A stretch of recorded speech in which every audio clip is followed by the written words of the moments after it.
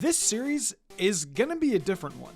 You guys enjoyed the best team series, mostly, and you've even enjoyed the worst team series too. We've done so much where we look at building the best team possible to beat a game.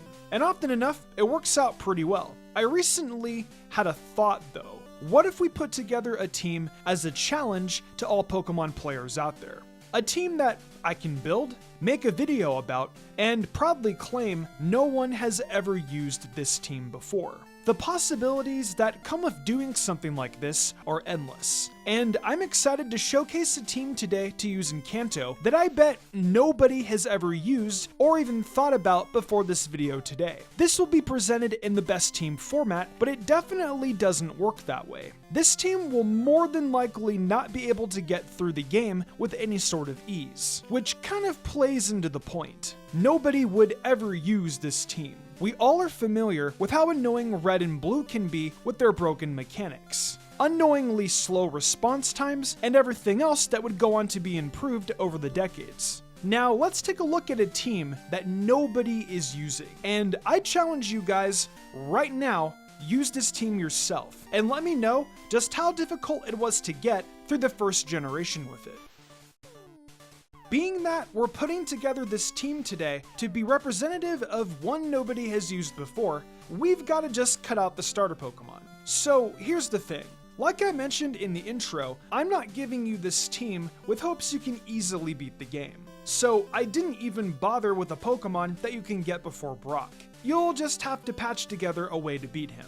Whether that's using a Bulbasaur or Squirtle and then releasing it right after, or whatever. The first Pokemon on this team is Golbat, and in order to get the Zubat for it, you'll have to make it into Mount Moon. Once there, you can get the official first Pokemon for the team easily, as, trust me, there are a ton of them flying around in there. Pretty annoying.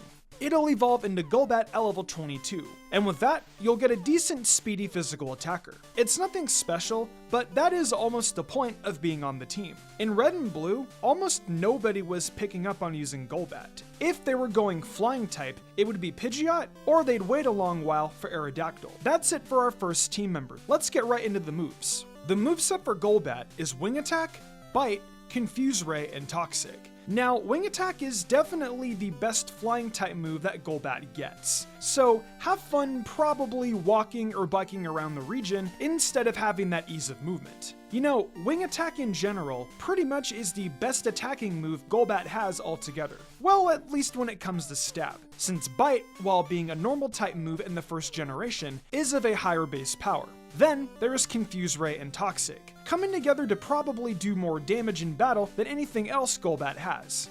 It's kind of sick that Toxic is the only poison type move Golbat can get. Like, that really sucks. And you have to wait until you beat Koga to get the TM for it.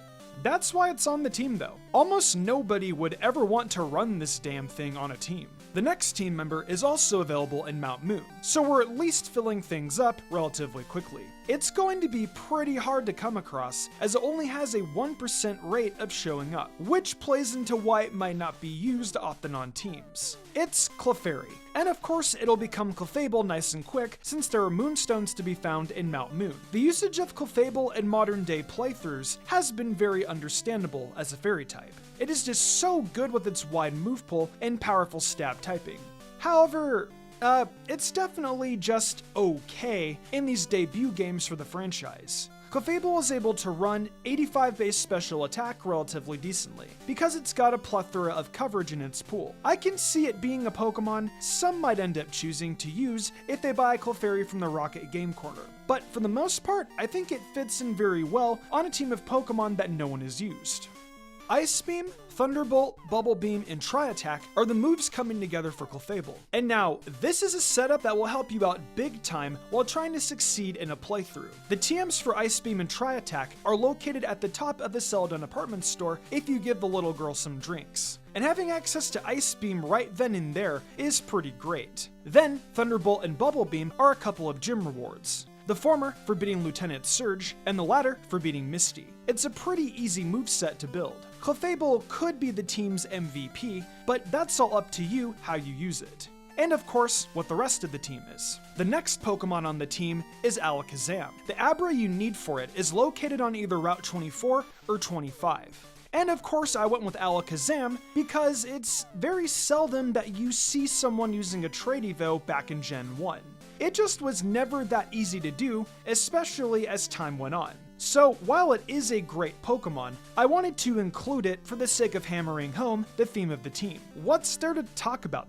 The 135 special stat and 120 speed? Well, there you go. We talked about it. It's super good, and is immediately challenging Clefable for MVP of the team. I chose it over other trait evolutions because, while strong, Abra is the most annoying thing to get with its penchant for teleporting away.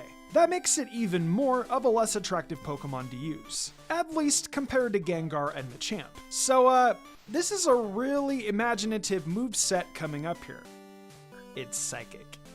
The only move that Alakazam is running is Psychic. If you want, you can run Psybeam with it too, if you want to keep the PP flowing. There is quite literally no reason to run anything but these moves, as Alakazam is so fast and so overpowered that it'll probably just one-hit everything no matter what with the Psychic. Don't overthink this one. Psychic is enough, though I'll at least say this to quell your nerves. Some of the other moves that Alakazam could use through TMs are being used by other team members. Well, we plopped through Alakazam pretty quickly, so let's go with the Pokemon that we can spend a little more time talking about. I wanted to go with the ground type of some kind on the team, but didn't want to do Golem as well because I felt it's good enough that just like Alakazam, there might be a chance someone will actually go through the process of getting the Megaton Pokemon. Now, Dugtrio is way too popular of a choice too, so I didn't want to go there. Instead, I went with the awesome looking, yet weaker than a Bellsprout, Onix. It's slow as hell and not very strong, but boy can it take some hits on the physical side. It's base 160 in that regard. Talk about incredible. It sucks, but that is in part why it doesn't get used. It makes a fine addition to this team. Onix is using Rock Slide, Earthquake, Body Slam, and Strength. It's got a little representation for both of its stab typings, and then a needed HM alongside a filler move. So Rock Slide is easily gotten at the top of the Celadon department store. You just give the little girl some soda pop and it's yours. As for Earthquake, well, you'll have to find that on the 10th floor of the Sylph building during your escapades there. Those are two nice moves for this awful attacker though, so definitely worth grabbing. The Body Slam TM is on the SS Anne, and the Warden's Teeth will net you the Strength HM in Fuchsia. Simple, right? So up to this point, we've had no water type. And that's because I wanted to make us wait a long while to get one. I mean, who doesn't have a water type quickly at the start of the game? Whether it be Blastoise, Gyarados, or Vaporeon, it's usually a pretty top priority for a player to have a water type. I went with Poliwrath today, because seriously, whoever uses this thing, it's definitely not great in the first generation, and isn't really all that good in future generations either. It makes you wonder if that is why they brought Politoed into the mix, because they knew that it would always be infinitely better. You need to get a good rod to get a Poliwag, which isn't available until you actually get to Fuchsia. So it all sort of rolls together with actually getting access to Surf. I'm sure there's a handful of you in the comments that will say you use Poliwrath.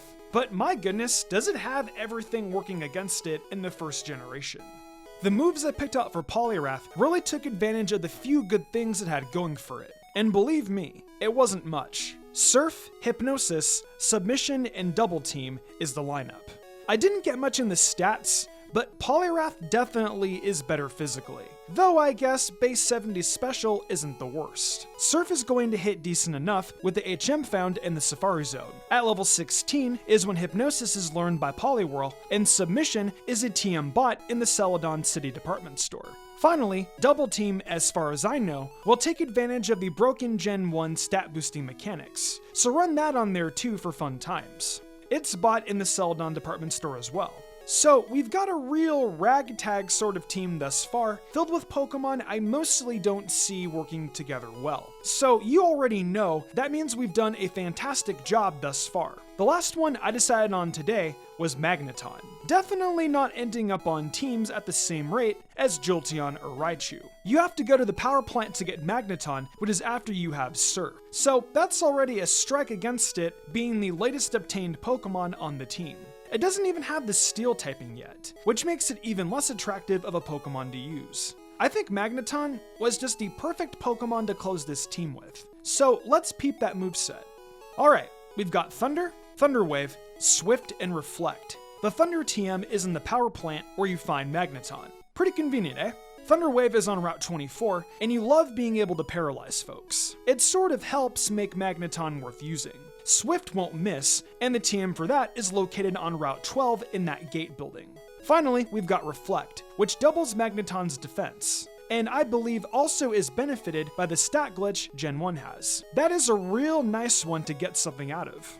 So, that's it. That is the team I've put forward today, submitted for your approval. I bring a team nobody has ever used before to beat the original Pokemon games. If you have used it, well then just don't say anything. You're gonna kill the vibes. I am kidding, of course. I would rate this team an 8 out of 10 on the unused scale. I can believe someone has perhaps decided to use Pokemon like Poliwrath and Magneton together alongside Clefable. Maybe even Golbat. However, when you throw Alakazam in, which was difficult for many to obtain, and of course the garbage that is Onix, well, I think it speaks for itself. That'll do it though for this video. Let me know what you guys think. Share down in the comments what weird teams you have used before in red, blue, and yellow. I'd like to do another one of these for Johto down the line, but we'll see what you guys think about this one first. Welcome back to the outro, folks, your favorite part of the video. Thank you for enjoying another Mystic Umbreon video. We made it through the end of the 8th generation, and now we begin the long trek into late 2022 where Pokemon Scarlet and Violet await us. It's a whole new world we'll live in, but we still gotta catch them all. However, there's still a ton of videos to do and experiences to have until then. If you're interested in more Mystic content, check out my TikTok and the Mystic Umbreon Shorts YouTube channel. If we get the 10k followers on TikTok, I'll be doing a viewer's choice video. If you like Genshin Impact, check out my Genshin channel Teibachinary. So if you all enjoyed, be sure to leave a like and subscribe for more. See you next time.